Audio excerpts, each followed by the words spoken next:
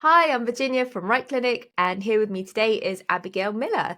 She is a medical writer and consultant and host of the Anthill, a co working community for medical writers. Thank you for joining us today, Abigail. Here, thanks for having me, Virginia. Thank you, it's a pleasure. So let's start with our first question. So, what do you do and how did you get into it? My main job is medical writing, and I got into that just after university. I did a degree in biochemistry, so research. I did a master's degree, and then I knew that I wanted to get into some kind of medical science or medical communication in a very broad sense. But at the time, I didn't know what was available, and I thought I wanted to be a journalist or design exhibits for a science center. So I was really looking into that type of career. And then I, just by coincidence, and I think almost everyone has this type of kind of instance where they discover medical writing, and I found it through a career center presentation by a medical writing company. And so when I heard that presentation, I thought, oh, this whole industry exists, and it turns out this is what I've been looking for, and I just didn't realize what it was called until now. And so I did a little bit of freelancing while finishing my master's, and then got a job at the agency that had done that presentation.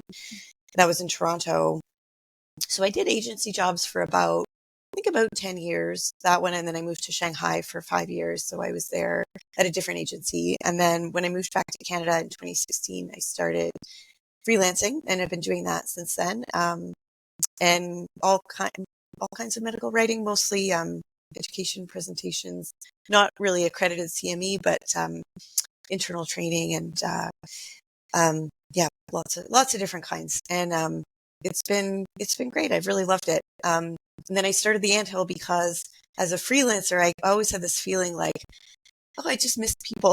I think that was the thing I missed out of working at an agency, just having people to learn things from and to read things over for you, or just to talk things through out loud. And I find that helps me a lot to learn like little software tricks. There's so many things I learned from people when you just kind of chat with them day to day.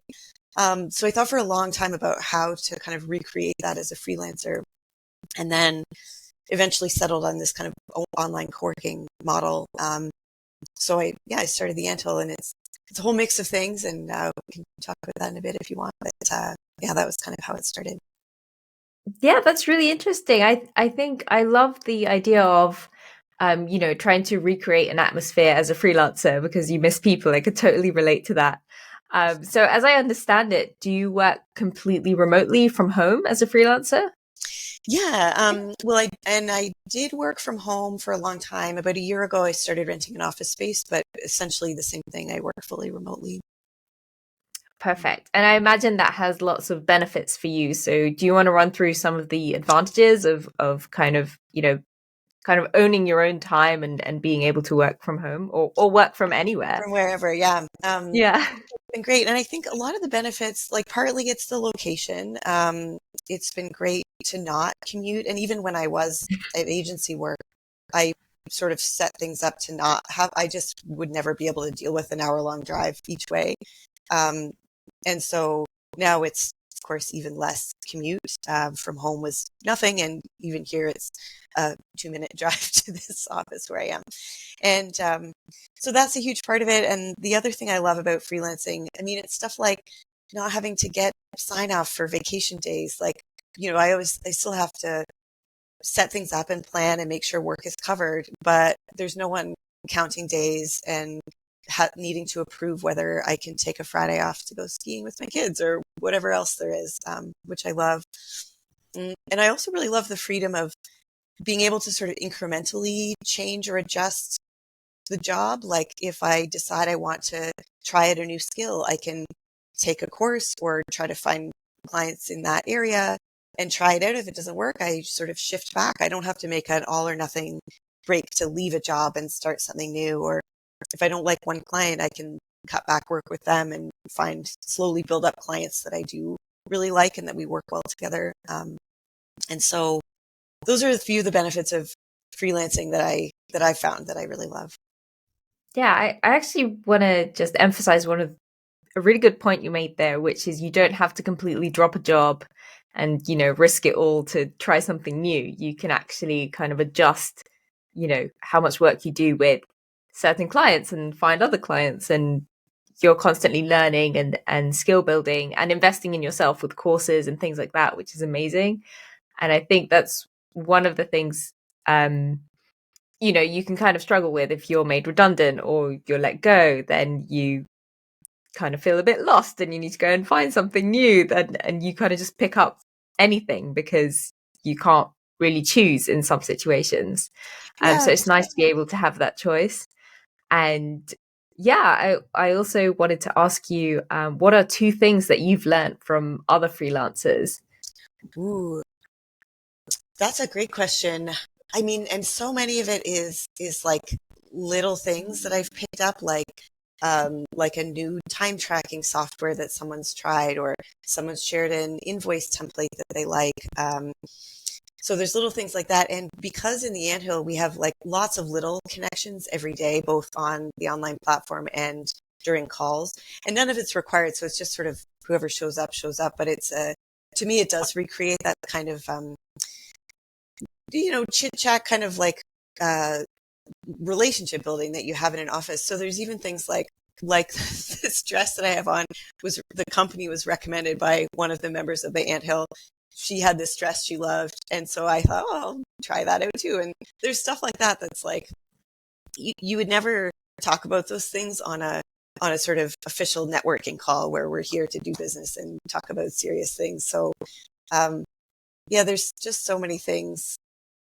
Yeah, I can't, I'm trying to think of more specific things, but and even just learning about, like, because there's writers from, we're all basically North America with some in Europe, and but people are sort of from all over the world. So people go home back to Europe or India or wherever, and so I'll learn about their family customs and what kinds of things they're going back to and what they're excited about, um, and just different types of medical writing. Like I've never done regulatory writing, and so if we're we do a session called a work sprint, which is where we work in parallel, and somebody will say, oh, I have to do this type of document, and I'll go, oh, that's interesting. Like, what's involved? And so I don't do that work, but I learn a lot about what's the day to day of that type of job and project, and kind of what those clients are like, and that kind of thing. Just getting that peek into someone else's day to day life and career.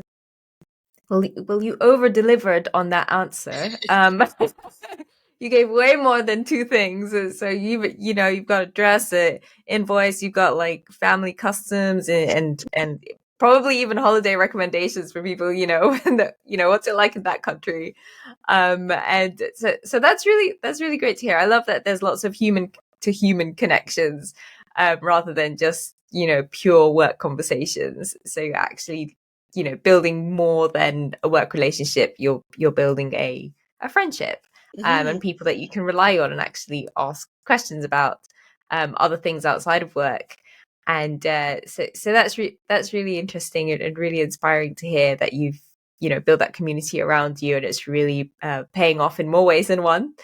And so what is next on the horizon for you? How would you see yourself progressing in future, or what projects have you got going on right now?